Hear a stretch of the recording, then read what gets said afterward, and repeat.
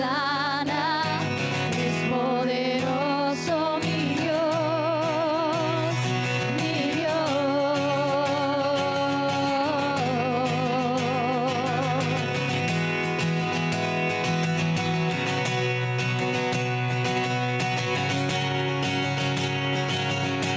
Brillas en la oscuridad, del polvo nos levantarás. No hay nadie como tú.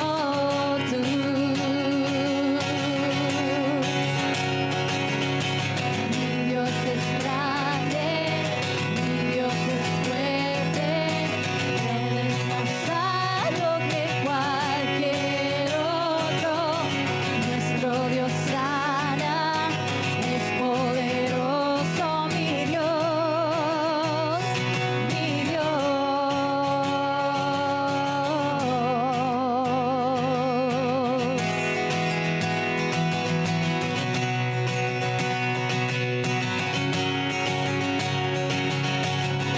Si Dios es por nosotros, nada podrá pararnos. Si Dios es por nosotros, ¿quién nos podrá vencer? Si Dios es por nosotros, nada podrá pararnos. Si Dios es por nosotros, nada podrá vencer.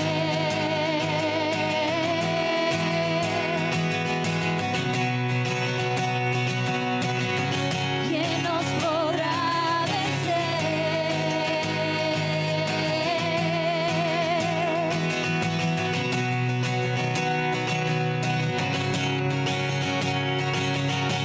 Mi Dios es grande, mi Dios es fuerte, Él es más alto que cualquier otro. Nuestro Dios sana, es poderoso mi Dios, mi Dios. Mi Dios es grande, mi Dios es fuerte, Dios es más alto que cualquier otro. Nuestro Dios sana, es poderoso mi Dios, mi Dios.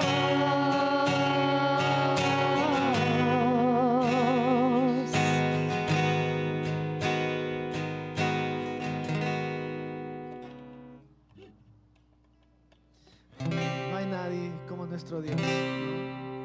El único nombre en el que podemos encontrar la salvación es en Jesús.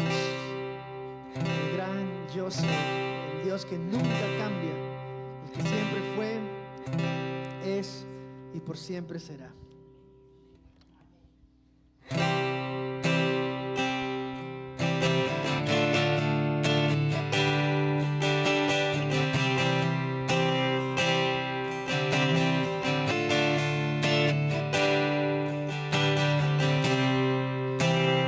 Quiero acercar a tu lado estar, quiero ser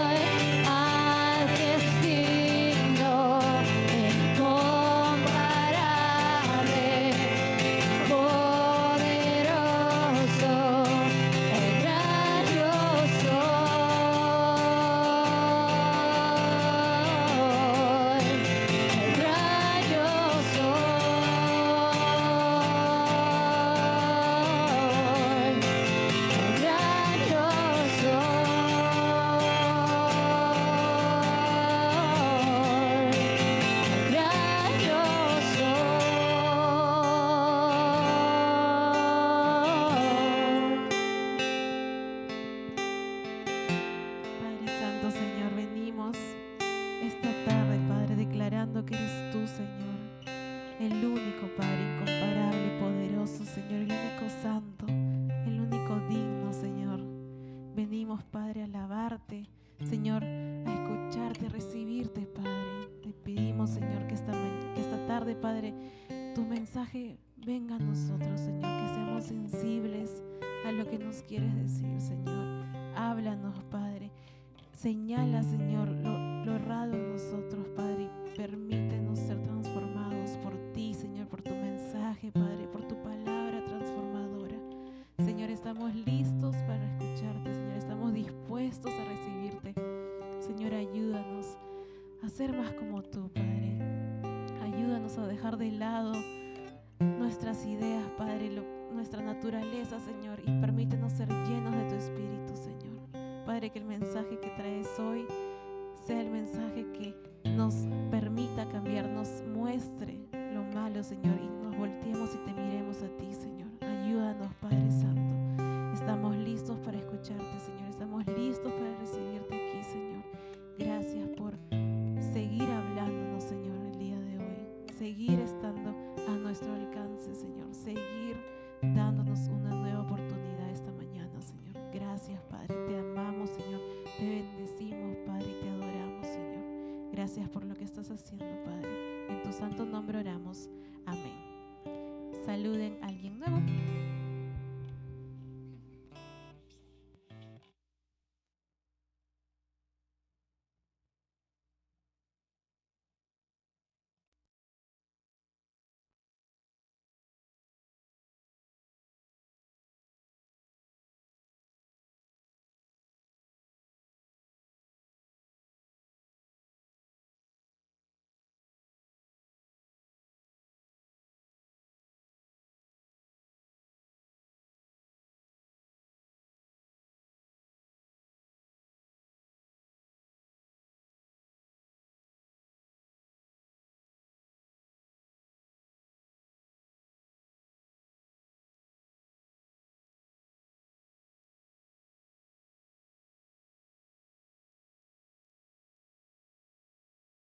Okay.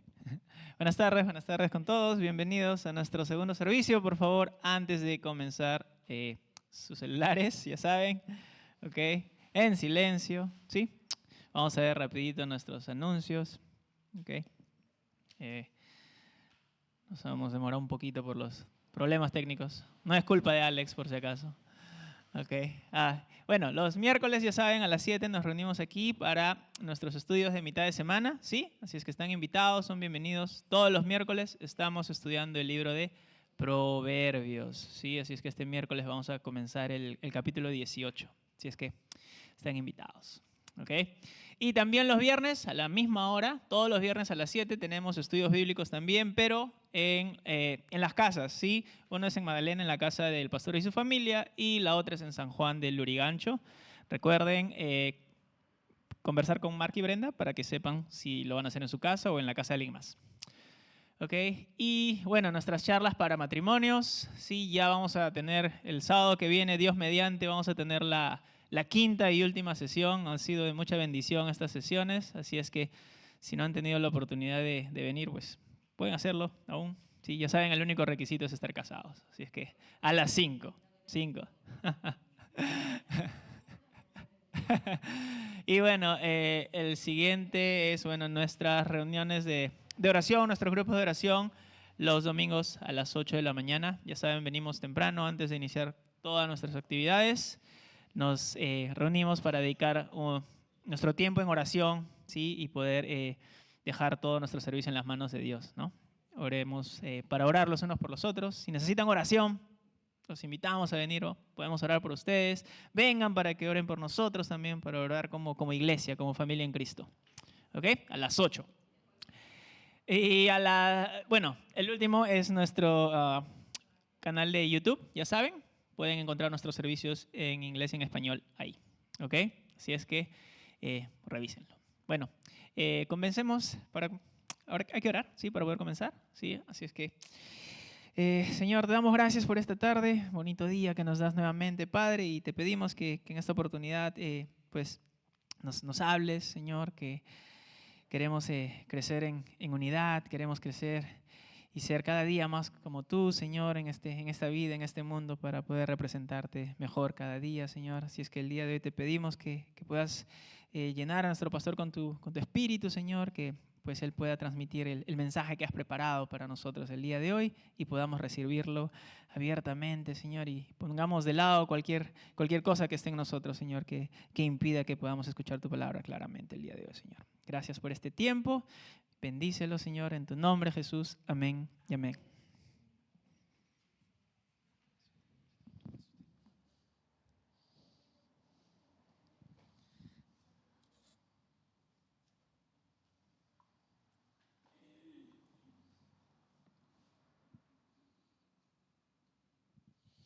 Ok, ahora sí.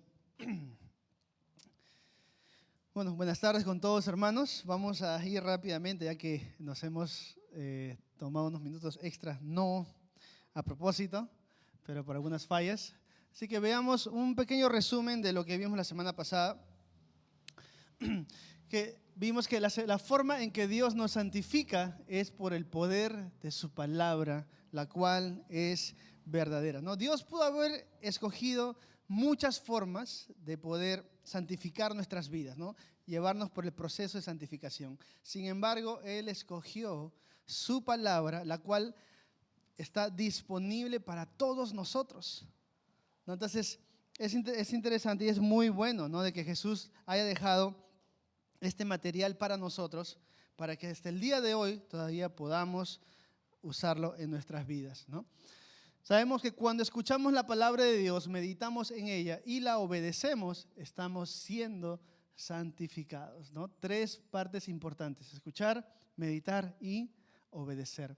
La obra de Dios en nuestra vida para santificarnos no es un evento único, sino es un proceso diario. Es algo que pasa cada día, debería estar pasando cada día. Dios no solo nos ha salvado, sino que nos está enviando a este mundo para cumplir su voluntad y propósito. No estamos aquí por casualidad. El Señor tiene un propósito para cada uno de nosotros, para nuestras vidas y también individualmente, personalmente, pero también quiere usarnos en este mundo para sus propósitos. Jesús oró, también vimos la semana pasada, por aquellos que alguna vez creerán en Él en el futuro, ¿no? Él está orando por nosotros, ¿no?, por ti y por mí. La presencia del amor de Dios entre los creyentes será evidente para el mundo por medio de la unidad que hay en la iglesia, ¿no? Si nosotros mantenemos esta unidad, bueno, que es solamente posible gracias a la presencia de Dios entre nosotros, entonces vamos a dar testimonio al mundo de que Jesús es real, que el poder de Dios es real, ¿no? Aunque Jesús iba a enfrentar tiempos difíciles, nunca dudó de la justicia y el amor del Padre hacia Él, ¿no? Él dijo, por más que iba a ser traicionado, juzgado por pecadores, Él dijo: Padre, tú eres justo, ¿no?, y tú me amas. Y por último, Jesús reveló al Padre mientras estuvo en la tierra y todavía lo hace hoy a través de su palabra. Él dijo: no, yo te he revelado y lo continuaré haciendo. Así que Dios nos está hablando siempre. Y el día de hoy no va a ser la excepción. Yo espero de que Dios realmente nos hable a cada uno de nosotros mientras estudiamos su palabra. Así que vamos a empezar el capítulo 18 del Evangelio de Juan, desde el versículo 1 al 3. Así que leamos. Y dice: después de decir esas cosas, Jesús cruzó el valle de Cedrón con sus discípulos y entró en un huerto de olivos. Judas, el traidor, conocía ese lugar porque Jesús solía reunirse allí con sus discípulos. Los principales sacerdotes y los fariseos le habían dado a Judas un grupo de soldados romanos y guardias del templo para que lo acompañaran. Llegaron al huerto de los olivos con antorchas encendidas, linternas y armas, ¿no?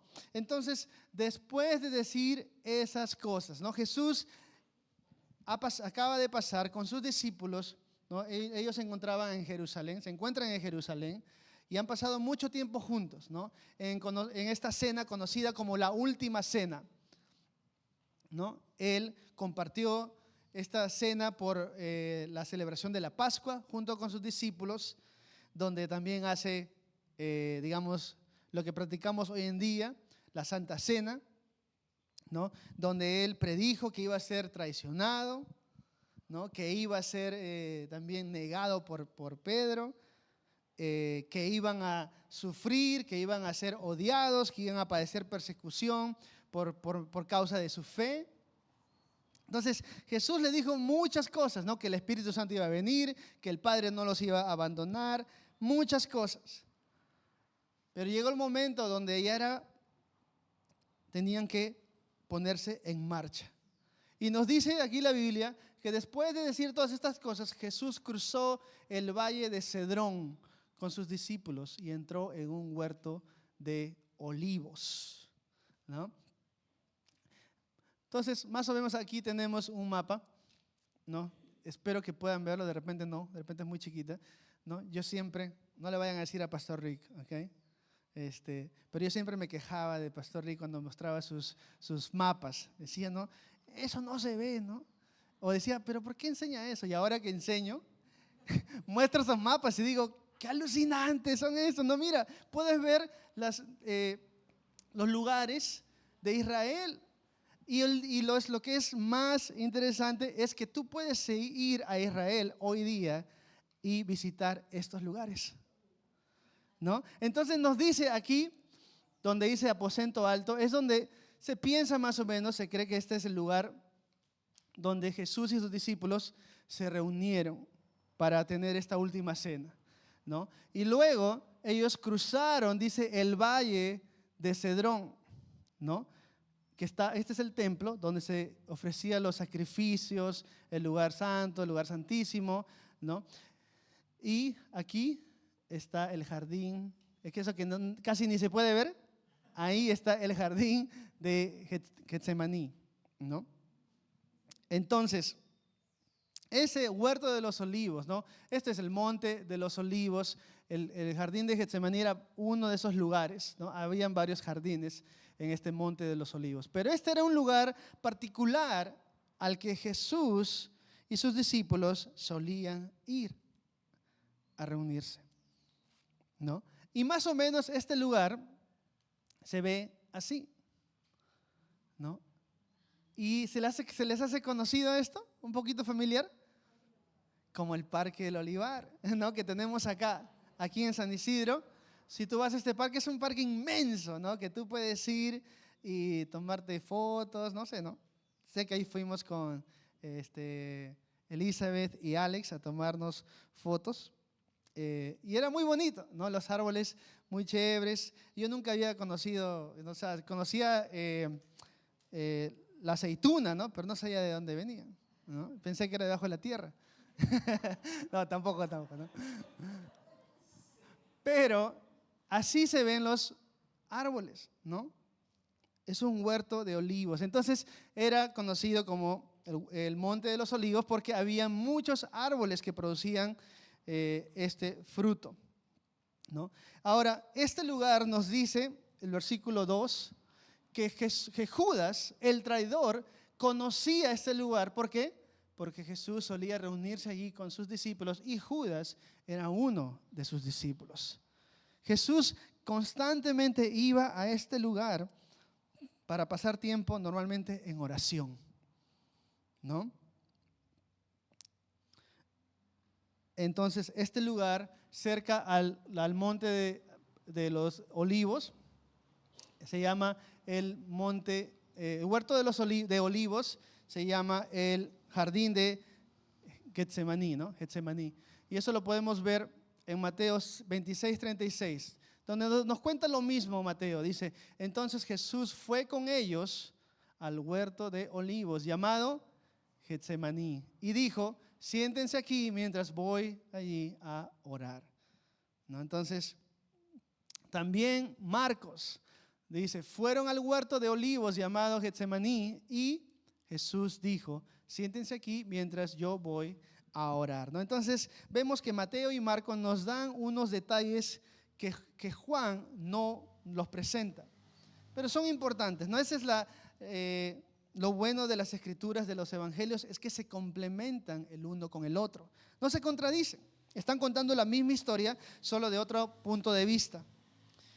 Entonces Mateo y Marcos nos muestran de que Jesús llevó a sus discípulos al jardín de Getsemaní porque él quería orar, ¿no? Y sabemos que a este lugar específico llevó a los 12, pero más allá los llevó a 3 de sus discípulos con los que él siempre pasaba mucho tiempo. Jesús tenía sus 12 discípulos, sí, pero tenía un círculo más íntimo en el cual se encontraba Pedro, Juan, ¿no? Y Santiago, ¿no? Eran las personas que siempre paraban con Jesús. No digo que Jesús tenía favoritos, ¿no? Pero eran las personas que Jesús pasaba más tiempo. Y él los llevó y les dijo a ellos, siéntense aquí mientras que yo voy a orar, ¿no? Jesús sabía que el momento de ser arrestado, ¿no? Traicionado, llevado a ser juzgado por pecadores y finalmente crucificado para morir, se acercaba. Y de todas las cosas que Jesús pudo haber hecho, él dijo, en estos momentos necesito tiempo a solas con mi Padre, ¿no? Que vemos que Jesús tiene mucha calma en esta situación. Si nosotros estuviéramos en esta situación, ya nos estaríamos volviendo locos, ¿no es cierto? Claro, nos entraríamos en desesperación sabiendo de que el día de nuestra muerte se acerca a unos minutos.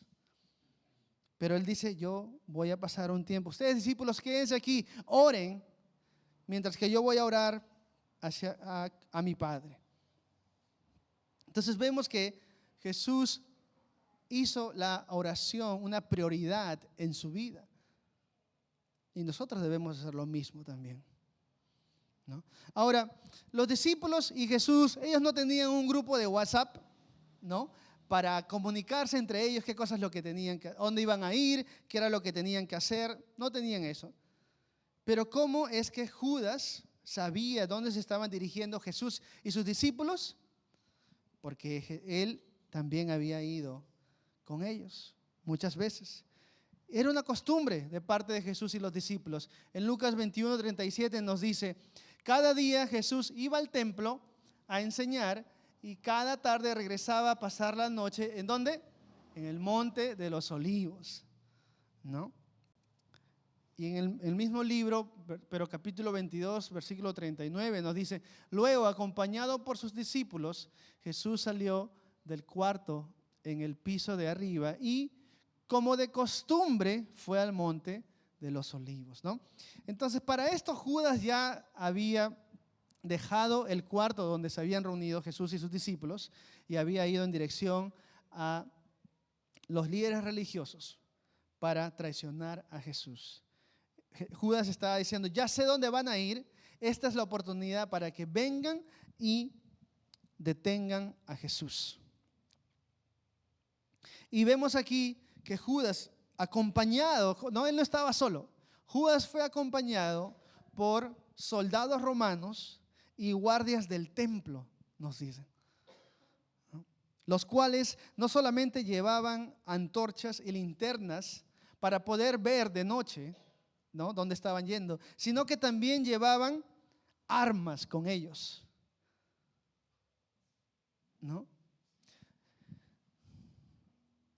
El hecho de que Judas, ¿no?, fue acompañado por soldados romanos nos muestra, ¿no?, de que los líderes religiosos y los fariseos no querían desaprovechar esta oportunidad.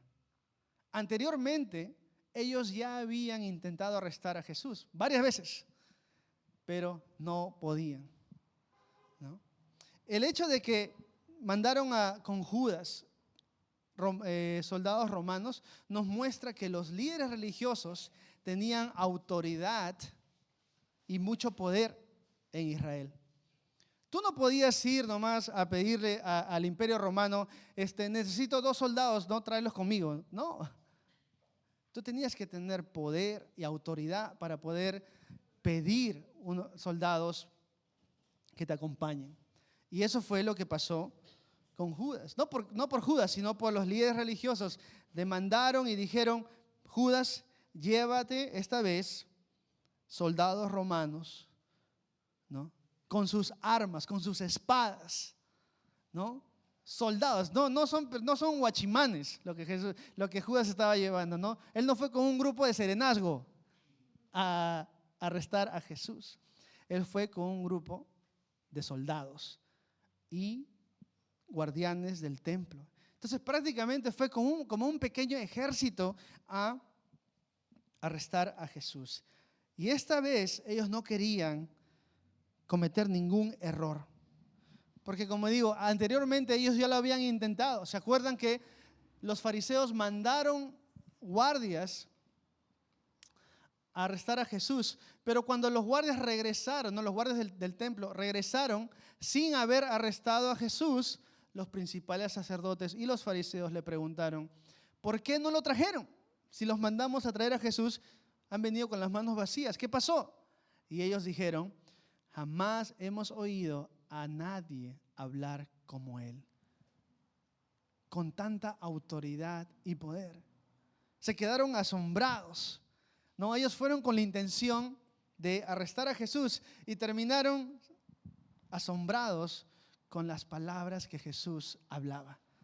Porque Jesús hablaba verdad y hay poder en la palabra de Dios. Amén.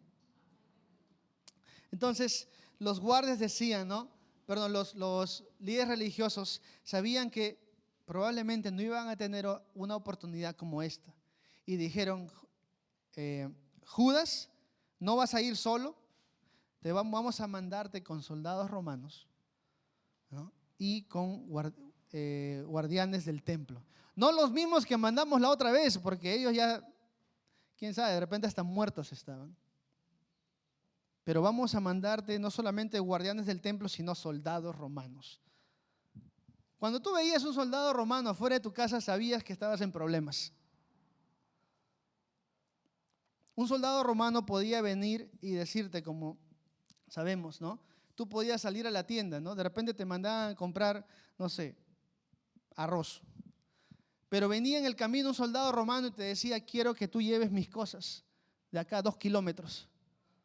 Tú no le podías decir: pero me han mandado a comprar arroz. Tú obedecías o morías en ese momento. Los soldados romanos tenían autoridad sobre tu vida. Y ellos no mandaron uno, sino que mandaron varios soldados romanos con armas, listos para pelear, listos para matar. Y estos soldados romanos no eran solamente jóvenes que recién estaban empezando, sino eran guerreros, personas que estaban entrenadas para matar. Y ellos eran sanguinarios. Y este es el tipo de personas que llevan para arrestar a Jesús y a sus discípulos, ¿no?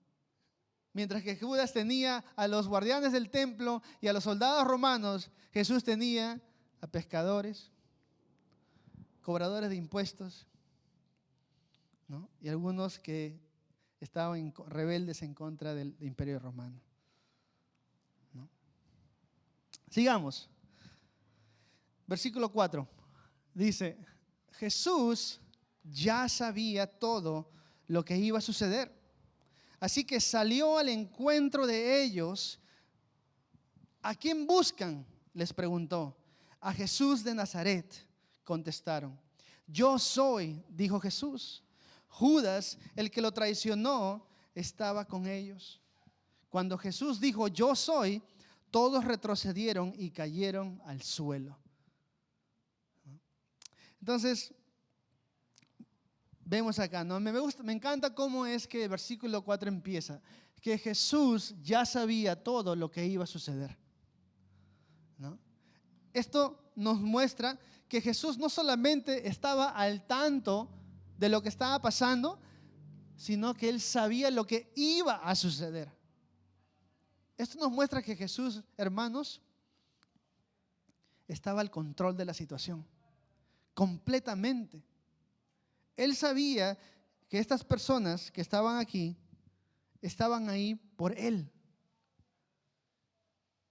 Y Él sabía que ellos querían arrestarlo para finalmente matarlo.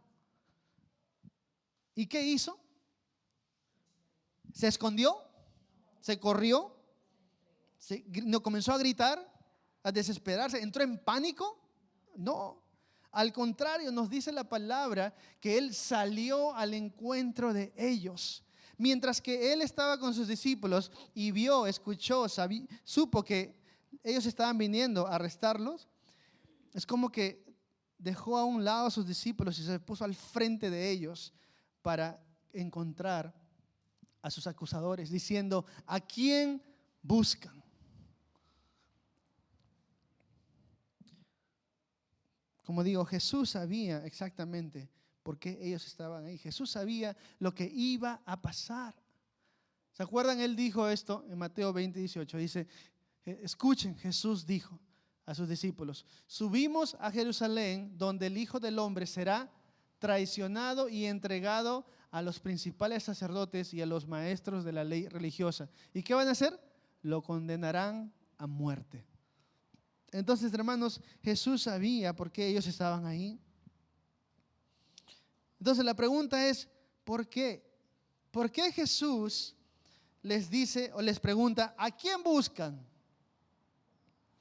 Y hay dos posibles razones por la cual Jesús les hizo esta pregunta. Primero, para enfatizar, ¿no?, a sus acusadores que la persona a la que ellos estaban buscando no eran sus discípulos, sino a Él mismo. Él quería cargar con todo y dejar a sus discípulos libres. Él quería decir: ¿a quién están buscando? Porque en realidad estaban buscando a Jesús. Luego, en un futuro, van a buscar a sus seguidores, ¿no? Pero ahorita están buscando a Jesús porque ellos saben de que si tumban a la cabeza, todo lo demás se vendrá abajo, ¿no? Entonces, ellos estaban buscando a Jesús y Jesús quería que ellos recuerden eso, ¿no? ¿A quién buscan? Ellos dijeron: a Jesús de Nazaret, ¿no? Entonces, la primera razón es muy probable para que la atención sea puesta en Él y no en sus discípulos.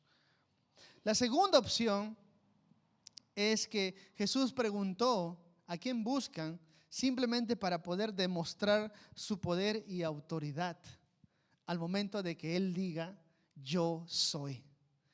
Porque ¿qué pasó cuando Él dijo: yo soy? Todos ellos retrocedieron y cayeron al suelo. Esto no fue un accidente, hermanos.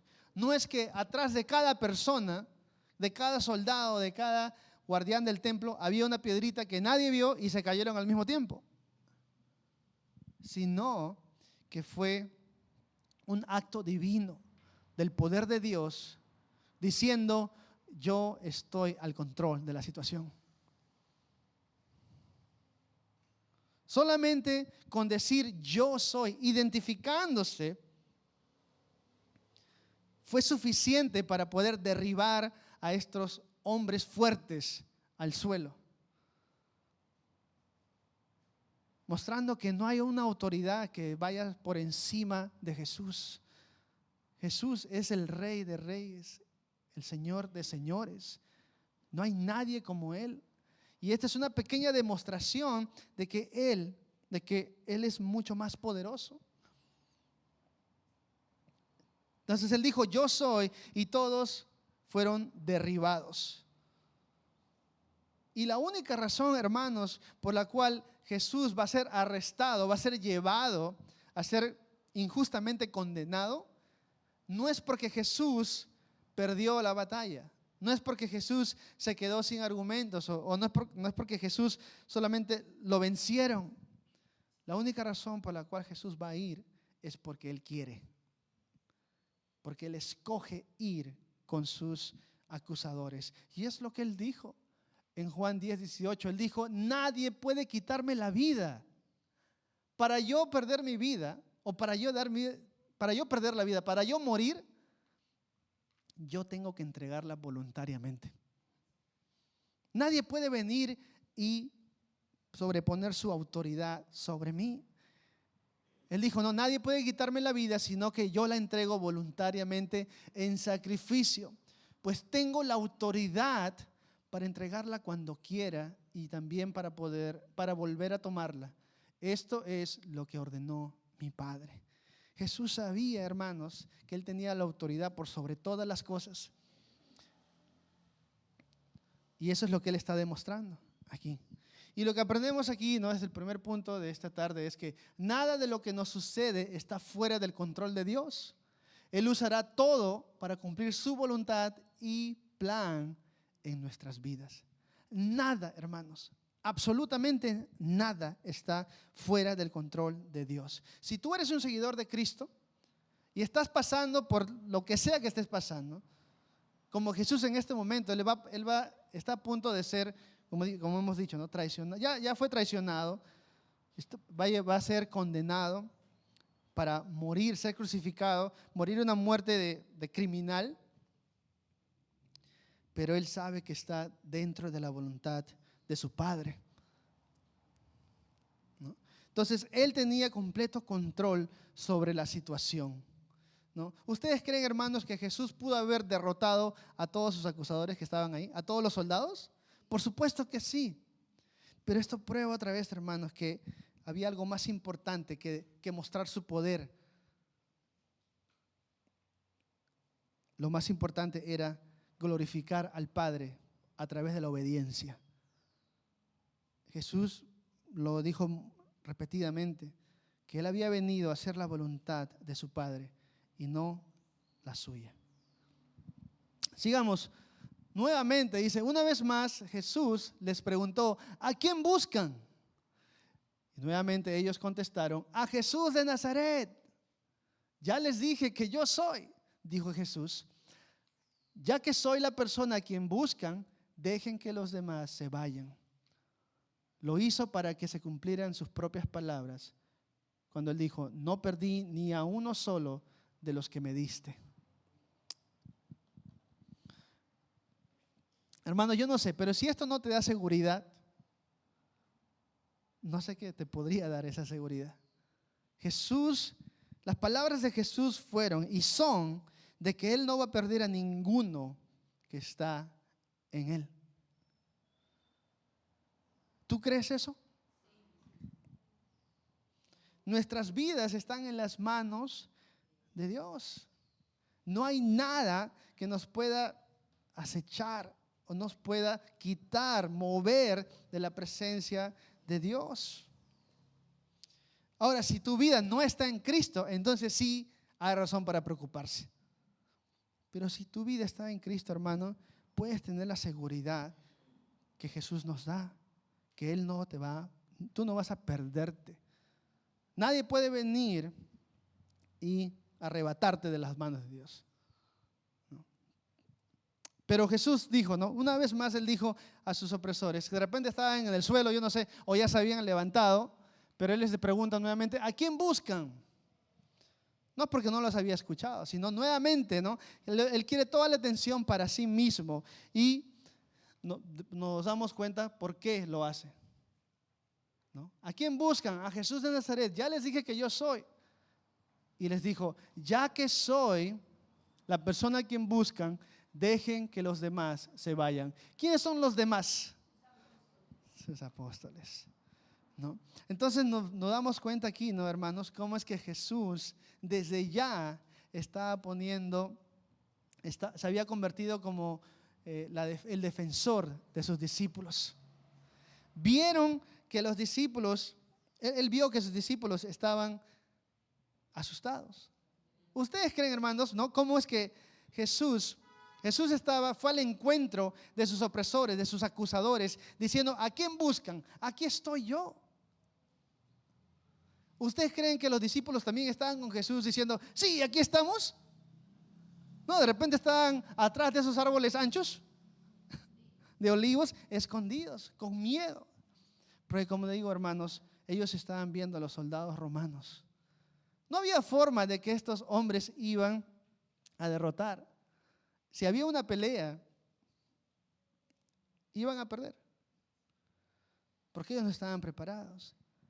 Pero aquí Jesús, viendo esto en sus discípulos, Él trae toda la atención a sí mismo. Y Él les dice a sus acusadores: ¿a quién buscan? ¿A mí? Aquí estoy. Yo soy la persona a quien buscan, así que dejen a los demás, que los demás se vayan. Es aquí, hermanos, donde Jesús está mostrando, ¿no?, que se está entregando voluntariamente, ¿no? Él dijo: aquí estoy, no me estoy corriendo, no me estoy escondiendo, voy a ir con ustedes, pero dejen que ellos se vayan. Está tomando ese lugar por sus discípulos. Es un poquito, ¿no?, de lo que Él va a hacer en la cruz. Va a tomar nuestro lugar para protegernos de un castigo el cual todos merecemos, ¿no? Y me encanta cómo es que Jesús, no solamente Él decía qué cosa es lo que debemos hacer, sino que Él lo demostraba. Nos daba ejemplos, ¿no? Y este es un ejemplo de lo que Jesús había dicho antes a sus amigos. Él les dijo: no hay amor más grande que el dar la vida por los amigos. Y aquí están soldados romanos, guardianes del templo, y Jesús se pone al frente de sus discípulos diciendo: yo los voy a proteger. Hermanos, eso es lo que Jesús hace hoy en día con nosotros. Él te da esta protección.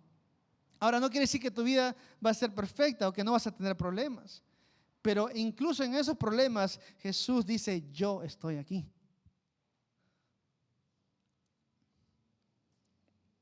Y aquí está demostrando que realmente Él ama a sus amigos, ama a sus discípulos y está dispuesto a recibir, a que caiga todo el peso sobre Él.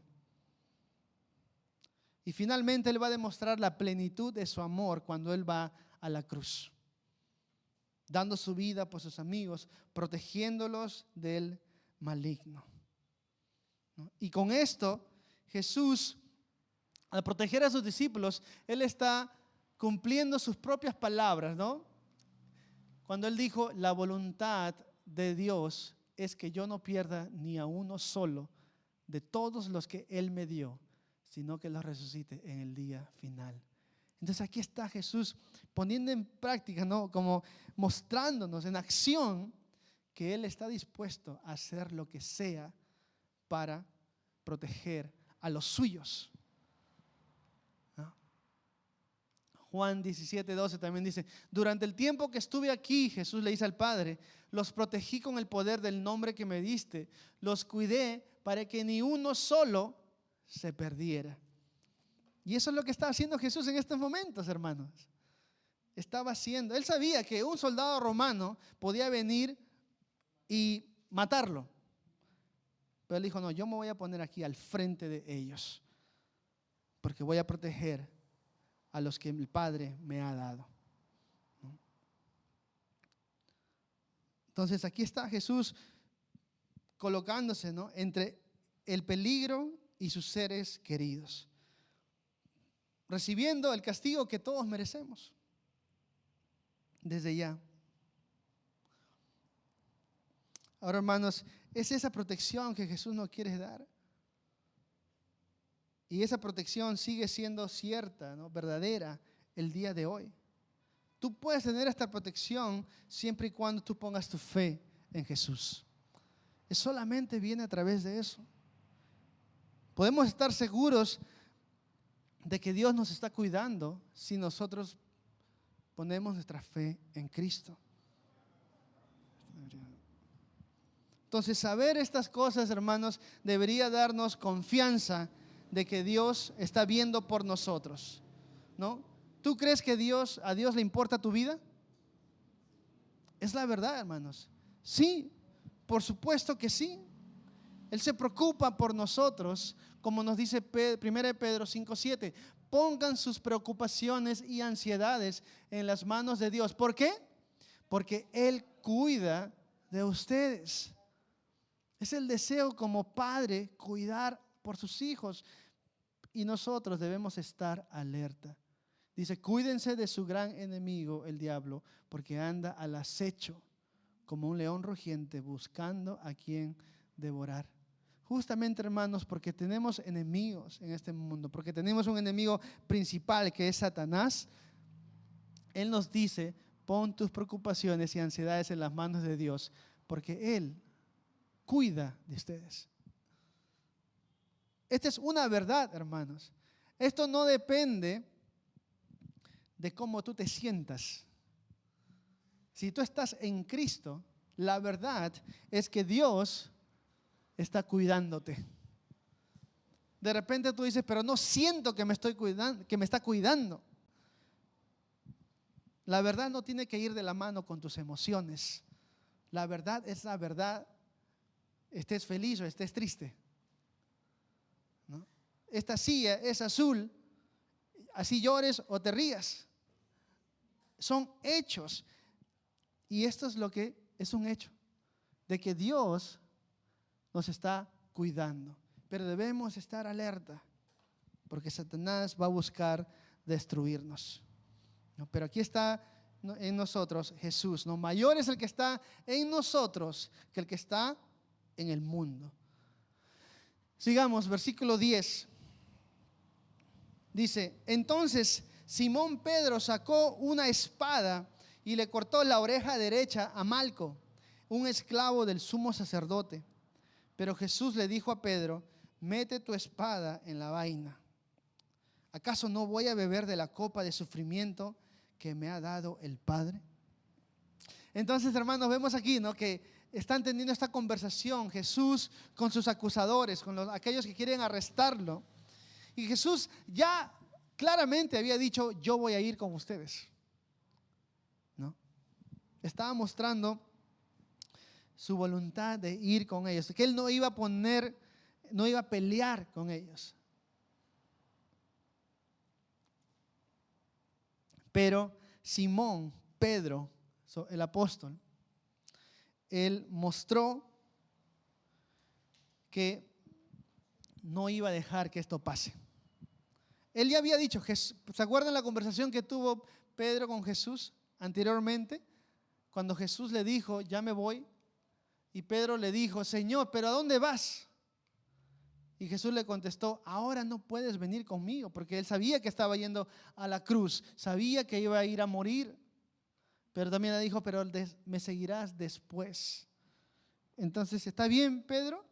Pero decía, no, Señor, ¿por qué no puedo ir ahora contigo, Señor? Incluso le dijo, estoy dispuesto a morir por ti. Entonces, esta es la idea que Pedro tenía, ¿no? Jesús, ¿se acuerdan? Él dijo, no, así los demás, así mis hermanos los discípulos, ellos te dejen, yo nunca te voy a dejar. Además, voy a llevar acá mi personal, ¿no? Y escondió su espada, como dice aquí, que en realidad no era una espada, sino que era como un cuchillo grande, ¿no?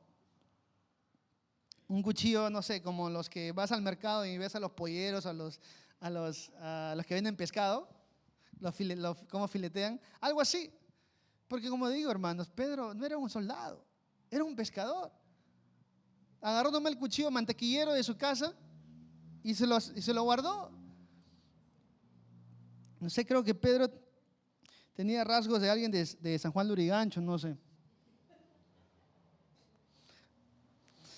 Pero eso, Pedro estaba preparado para pelear. Ahora, el hecho de que los discípulos cargaban con ellos algunas armas nos da la impresión, ¿no?, de que no era que estaban yendo a lugares para robar o hacer daño a la gente, sino que lo usaban como protección. Porque ellos viajaban mucho y en el camino podían encontrar ladrones, ¿no? Entonces es una manera para... No tenemos toda la información, no sabemos si alguna vez lo usaron, pero aquí Pedro, tratando de cumplir su promesa, hace algo que aparentemente puede ser visto como un acto de valentía, pero en realidad no lo fue. Todo lo que hizo Pedro estuvo mal. Su método, sus metas, su objetivo e incluso los resultados son todo lo contrario a lo que Jesús quería en ese momento. Jesús estaba diciendo, yo voy a ir con ustedes. Él estaba, digamos, defendiendo a sus discípulos. Quién sabe, de repente ya había convencido a los soldados romanos de que él iba a ir con ellos y que dejen a los discípulos en paz. Y de repente cuando ya todo estaba listo, como que ya está bien, te llevo a ti, dejo a tus discípulos, sale Pedro al rescate con su espada. ¿Qué hace? Le corta la oreja derecha, específicamente la oreja derecha a Malco. Malco no era una persona común y corriente, sino que era el esclavo, y no, habían varios esclavos ahí, pero este era un esclavo del sumo sacerdote, una persona con mucha autoridad y poder. Ahora, hay muchas especulaciones de este evento, ¿no? Como digo, son especulaciones, no son hechos. Lo que se piensa, ¿no?, es que realmente Pedro falló, ¿no? Pedro no tenía experiencia en cómo, ¿no?, pelear con una espada, no. Lo que piensan más bien es que él quería cortar o atacar a otro, ¿no?, y se le fue la mano y le cortó la oreja a otra persona. Algunos piensan más bien que cuando él vio a Judas, él fue a querer matarlo. Porque ustedes saben cómo era Pablo, ¿no? Pedro era un hombre muy impulsivo, ¿no? Se dejaba llevar por sus emociones bastante y actuaba en su carne. Entonces se piensa, ¿no?, que él fue a Judas, pero falló y le cortó la oreja a alguien que solamente estaba ahí viendo las cosas, ¿no? Entonces estuvo mal esta reacción de Pedro. Pedro luchó, ¿no? Él tuvo dificultades de controlar sus emociones y muchas veces obstaculizaba lo que Dios estaba haciendo o lo que Dios quería hacer. Hermanos, ¿eso suena familiar? ¿Solamente Pedro hizo ese tipo de cosas? No. ¿Cuántos de nosotros también tenemos esta misma actitud muchas veces? Que se nos hace difícil controlar cómo nos sentimos. Cuando Dios les está diciendo, Pedro, yo tengo todo bajo control. Y Pedro dice, no, Señor, tú necesitas mi ayuda. ¿Cuántos de nosotros hemos estado ahí, hermanos? Cuando Dios te dice, yo tengo el control de las cosas, pero Dios, ¿cómo vas a tener el control de las cosas? Aquí están los soldados que están a punto de llevarte para matarte. Y tú dices que estás al control. Igual nosotros, hermanos, podemos estar sintiéndonos que nos estamos hundiendo en la vida. Y Dios nos dice, está bien, yo tengo el control. Y nos desesperamos, pero no, Jesús, pero no tienes el control porque mira, eso está pasando y lo otro, y si esto pasa va a empeorar las cosas, Jesús. Y Jesús te sigue diciendo, yo tengo el control. Entonces, hermanos, vamos a tener que decidir si vamos a confiar en Dios o si vamos a actuar en nuestra carne. Jesús ya nos prometió, Jesús dijo a sus discípulos, yo no voy a perder a ninguno de ustedes. Yo voy a dar mi vida por ustedes, ¿no? Pero Pedro pudo haber tenido buenas intenciones, hermanos, pero sus buenas intenciones no eran suficientes. Sus buenas intenciones estaban yendo en contra de lo que Dios quería. Entonces, eso nos enseña, ¿no?, de que nuestras buenas intenciones no son suficientes para actuar. Porque en nuestras buenas intenciones podemos estar contradiciendo lo que Dios quiere hacer. Tenemos que estar seguros. Jesús ya había predicho a sus discípulos que estas cosas le iban a pasar. Pero cuando les dijo eso, Pedro se opuso. Pedro dijo, no, Señor, que no pase. Se opuso tanto Pedro a Jesús que Jesús se dirigió a él y le dijo, aléjate de mí, Satanás, porque representas una trampa peligrosa para mí. Tú ves las cosas solamente desde el punto de vista humano. no desde el punto de vista de Dios. Y aquí está en esta situación Pedro, una vez más, viendo las cosas desde el punto de vista humano. Y hermanos, nosotros también hacemos esto muchas veces. El hecho de que Jesús dijo estas palabras nos muestra de que es posible vivir en este mundo como seres humanos y todavía tener la perspectiva de Dios, poniendo nuestro enfoque en Dios y en las cosas celestiales. ¿No? Es que humanamente hablando, hermanos, es imposible. ¿No? Lógicamente hablando, no va a tener sentido. Pero si tú eres un seguidor de Cristo, comienza a acostumbrarte. Porque el caminar cristiano no está basado en el sentido común o en la lógica, sino en la guía del Espíritu Santo. Muchas veces Dios nos va a mandar a hacer cosas o nos va a llevar por medio de cosas que no van a tener sentido para nosotros mismos.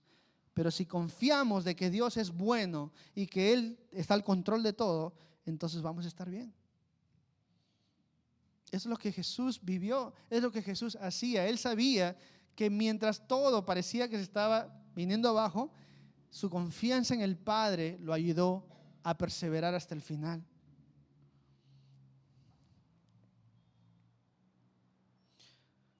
Entonces, vemos que Pedro, actuando en su carne, le corta la oreja al esclavo del sumo sacerdote. Es interesante que Juan es el único de los evangelios que dice quién es ese apóstol, el que cortó la oreja al sumo sacerdote. Porque vemos aquí en Lucas 22:50 donde dice, y uno de ellos, no querían hacerle roche a Pedro, uno de ellos hirió al esclavo del sumo sacerdote cortándole la oreja derecha. Pero Jesús dijo, basta. Y este es un detalle que Lucas nos cuenta, ¿no? Que en este mismo evento, cuando Pedro le corta la oreja al esclavo del sacerdote, Jesús lo paró y le dijo, no, Pedro, basta de esto. Acá nadie va a pelear. Más bien él fue y le tocó la oreja al hombre y lo sanó. Y esto, hermano, yo no creo que esto se habla solamente de que dejó o paró la sangre. Yo creo que él como que reconstruyó esa oreja. Ahora yo no sé cómo, ¿no? Porque dice que le cortó la oreja derecha. Yo no creo que Jesús dijo, ¿dónde está la oreja? Aquí está, toma, ¿no? No, dice que lo tocó y fue sanada. Para Dios no hay nada imposible, hermanos. Y es interesante, ¿no? Que Pedro es el que estaba a punto de arruinar todo, actuando en su carne, y Jesús lo salvó una vez más. ¿Otra vez suena eso familiar? ¿Cuántas veces nosotros hacemos lo mismo, hermanos? Y Jesús está ahí para salvarnos. Y le dijo, basta, ¿no? Mateo 26 también nos dice, ¿no? A lo que en el mismo evento, en el mismo lugar, Jesús le dice a Pedro, Pedro, guarda tu espada, porque no te das cuenta de que yo podría pedirle a mi Padre que enviara miles de ángeles para que nos protejan y Él los enviaría de inmediato. O sea, como diciendo, Pedro, ¿tú crees que si yo necesitaría ayuda, te pediría que saques, ¿no? tu espada para que me protejas? No, Pedro. Yo puedo pedirle a mi Padre ahorita mismo que Él mande miles de ángeles y lo va a hacer inmediatamente. Pero no lo hago, ¿no? Eso es lo que implica, ¿no? No lo hago porque esta es la voluntad de mi Padre, que yo vaya con ellos para poder dar mi vida como sacrificio.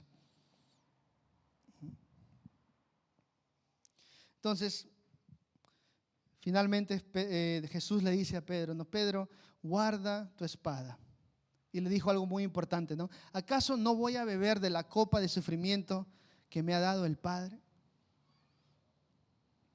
Entonces, aunque Jesús iba a sufrir mucho, Él tenía un objetivo en mente: el ser obediente y someterse a la voluntad de su Padre. Para él no había algo más importante en su vida que obedecer al Padre. Por eso dijo, ¿acaso no voy a beber de la copa de sufrimiento que el Padre me ha dado? Yo lo voy a hacer porque quiero ser obediente, quiero glorificar a mi Padre, incluso si eso implica sufrir o morir. Y esa es la actitud que nosotros debemos tener, hermanos. Estar dispuestos a darlo todo por Jesús, para su gloria. Y ese es el último punto de esta tarde. El sufrimiento y el dolor tienen un propósito siempre y cuando vivimos de acuerdo a la voluntad de nuestro Padre. Incluso estas cosas, hermanos, el sufrimiento y el dolor que nadie de nosotros quiere experimentar, con Cristo, estas cosas tienen un propósito para nuestras vidas. Pero alejados de Dios, igual vas a sufrir, igual vas a tener dolor. Eso es inevitable. La diferencia es que sin Cristo no va a tener un propósito. Pero con el Señor sí. Jesús sabía que Él iba a ser arrestado, condenado, crucificado y estaba dispuesto a hacerlo. Porque eso fue exactamente la razón por la cual Él vino. Como dijo en Juan 12:27, ahora mi alma está muy entristecida. ¿Acaso debería orar, Padre, sálvame de esta hora? Pero esa es precisamente la razón por la que vine. Entonces Jesús deja muy en claro que el tiempo había llegado. ¿Se acuerdan? Por todo el Evangelio de Juan, Él estuvo diciendo, mi momento no ha llegado, mi momento no ha llegado. No era el momento correcto, pero ahora Él dijo, el momento ha llegado de que el Hijo del Hombre sea entregado para ser crucificado. Entonces, para esta razón fue la que vino Jesús, hermanos, para dar su vida por ti y por mí. Si tú pones tu fe en Él y confías en Él con toda tu vida, entonces puedes ser salvo hoy. Él vino a dar su vida por el mundo. Pero algo que quiero que entendamos es, hermanos, que no todos somos hijos de Dios. La Biblia no dice eso. La Biblia dice que en cuanto a quien cree, recibe a Jesús, a esa persona se le da el derecho de ser llamado hijo de Dios. Todos somos creación de Dios. Ahora, Dios quiere que todos seamos salvos. El Evangelio está disponible para todos. Pero uno no viene a ser un hijo de Dios hasta que cree las palabras de Jesús. Y Jesús pasó por todas estas cosas, hermanos, por este sufrimiento, por esta traición, injusta condenación y muerte por nosotros, para que nosotros no tengamos que pagar por nuestros propios pecados. Dice, la paga del pecado es la muerte. Y ninguno de nosotros tiene lo suficiente para pagar por nuestros propios pecados. Porque esta muerte, esta sangre que se requiere para el perdón de pecados, hermanos, tiene que ser una sangre perfecta. Y ninguno de nosotros cumple con ese requisito. Pero Jesús sí. Es por eso que su sacrificio fue perfecto, fue suficiente para que tú y yo podamos ser perdonados de nuestros pecados. Y el día de hoy, hermanos, hay perdón de pecados en Jesús. Nadie aquí es diferente al otro. Si yo te digo que hay perdón de pecados, no es para decirte, ¿no?, que tú eres el único pecador. Aquí todos somos pecadores. Todos necesitamos de Jesús. Y si tú lo recibes, entonces, bienvenido a la familia. ¿No? Aquí nadie va a obligar a nadie. Es una decisión propia, voluntaria, que cada uno tiene que hacer. Si uno dice para después, entonces estás decidiendo no quiero a Jesús. El día de mañana no está garantizado para nadie. La palabra dice que el día de salvación es ¿cuándo? Hoy mismo. Cuando escuchas la palabra de Dios, dice, no endurezcas tu corazón. Óyelo y recíbelo. Ok, entonces, hermanos, hoy día es un buen día para poder celebrar la Santa Cena, ¿no? Ya ha sido un tiempito desde que no lo hemos hecho. Y bueno, la Santa Cena, practicamos la Santa Cena aquí, celebramos la Santa Cena, porque fue un mandato del mismo Jesús. Él dijo, ¿no? Cuando ustedes se reúnen y celebran la Santa Cena, ustedes están anunciando mi muerte, pero también mi retorno, mi regreso, hasta el día que yo vuelva, ¿no? Así que por esa razón es que celebramos la Santa Cena, ¿no? Y yo les animo a que, si ustedes son cristianos, a que participen de esta Santa Cena. Y si no lo son, pueden serlo ahora, ¿no? Pero nosotros creemos que la Santa Cena, la comunión, es algo que es para creyentes nada más. Porque así como Jesús se reunió con sus discípulos, Él compartió esta cena con ellos. Él dijo, yo estoy dando mi cuerpo, derramando mi sangre por ustedes. Y sí, como te digo, hermanos, si tú no eres cristiano, puedes serlo hoy día. Pero si decides que no, está bien. Si decides no seguir a Cristo todavía, bueno, no está bien en realidad. Pero no te vamos a obligar. Pero si no eres y no decides hacerlo el día de hoy, deja que pase los elementos nada más. Nadie te va a juzgar. Nadie va a estar viendo acá que no agarró. Uy, vamos a agarrarla ahí afuera entonces. No, nadie va a decir eso. Esto es algo personal, hermanos, entre tú y Dios. ¿Ok? Así que vamos a cantar una canción que nos hace pensar, ¿no? Y tomen este tiempo, hermanos, para poder meditar en el sacrificio de Jesús, en el dolor que Él pasó, en la sangre que Él derramó, en su vida que dio por nosotros. Amén. Ok, entonces, mientras eso, vamos a pasar los elementos. Ahí Carola va a estar dando. Pueden agarrar un pedacito de pan y una copita. Ok.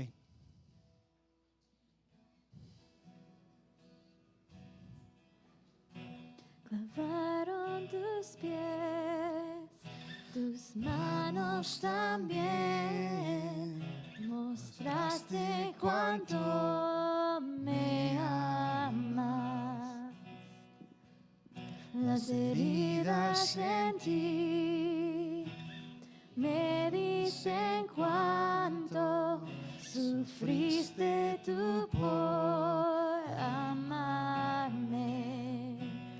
Cuando los cielos pasen ya, tus heridas quedarán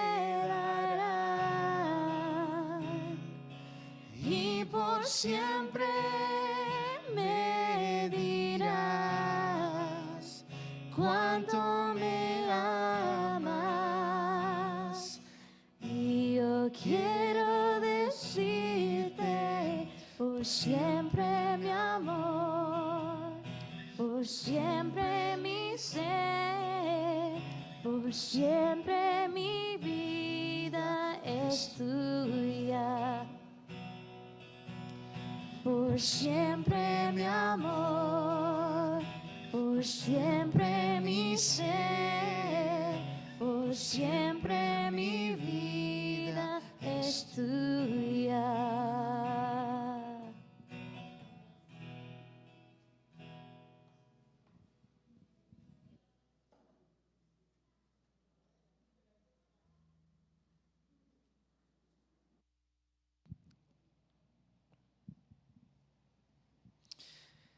Entonces, hermanos, como les digo, nosotros celebramos aquí la Santa Cena, ¿no? Y estos dos elementos que es, bueno, como el pan y el vino, en realidad es un pedacito de tortilla, ¿no? Y jugo de uva creo que es, ¿no? Es de la misma manera que Jesús tuvo esta cena con sus discípulos y Él tomó estos elementos como representación de su cuerpo y sangre, es lo que hacemos ahora mismo, ¿no? El pan es la representación del cuerpo de Cristo que fue dado por nosotros.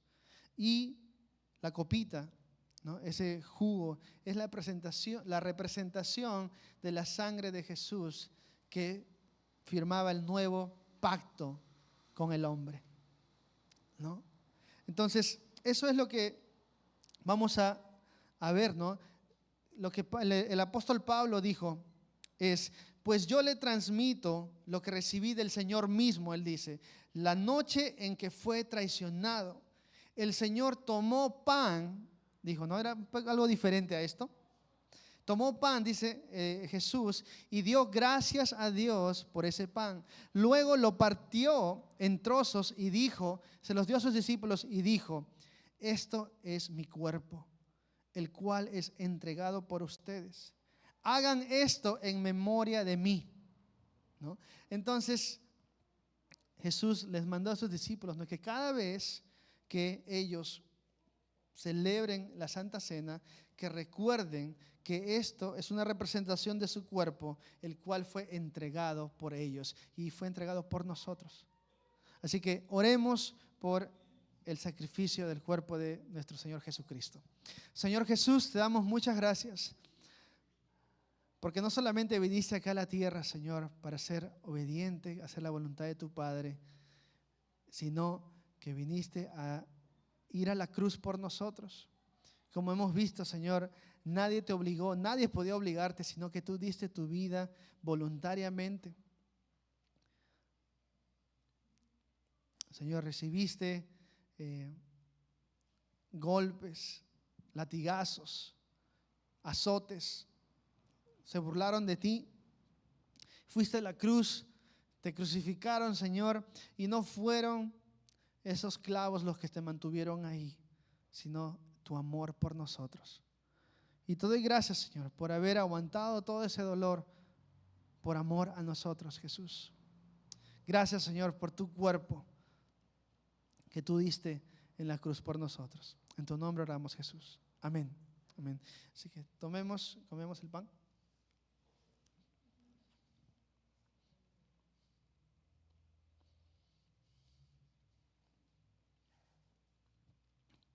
Seguido de eso, Jesús también tomó, dice, de la misma manera tomó en sus manos la copa de vino después de la cena y dijo: esta copa es el nuevo pacto entre Dios y su pueblo, un acuerdo confirmado con mi sangre.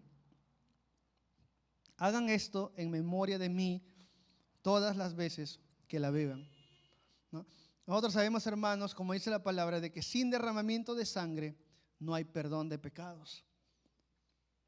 Y Jesús es el Cordero de Dios que quita el pecado del mundo.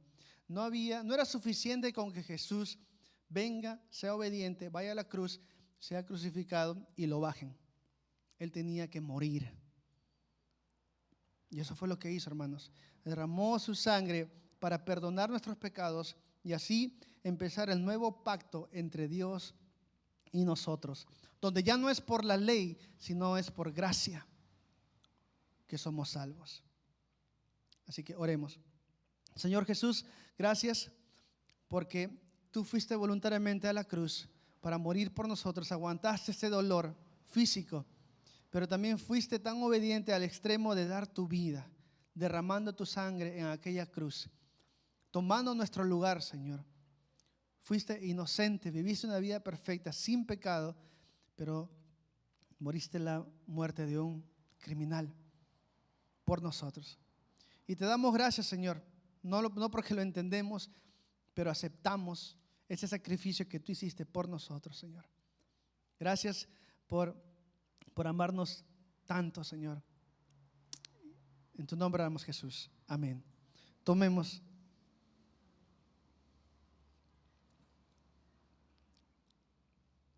Entonces, después de esto, Pablo dijo: pues cada vez que coman este pan y beban de esta copa, anuncian la muerte del Señor. No recordamos la muerte de Jesús, pero también dicen, anuncian la muerte del Señor hasta que Él vuelva. Entonces, hermanos, así como Él prometió venir y Él vino a la tierra, prometió resucitar de entre los muertos y lo hizo, también prometió de que Él va a venir un día. Y adivinen qué, hermanos, Él va a hacerlo, Él va a cumplirlo.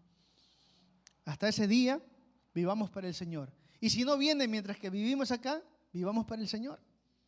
Si Él no viene, nosotros lo vamos a encontrar. Pero asegúrate de que estás yendo en ese camino de encontrar a Jesús. Amén.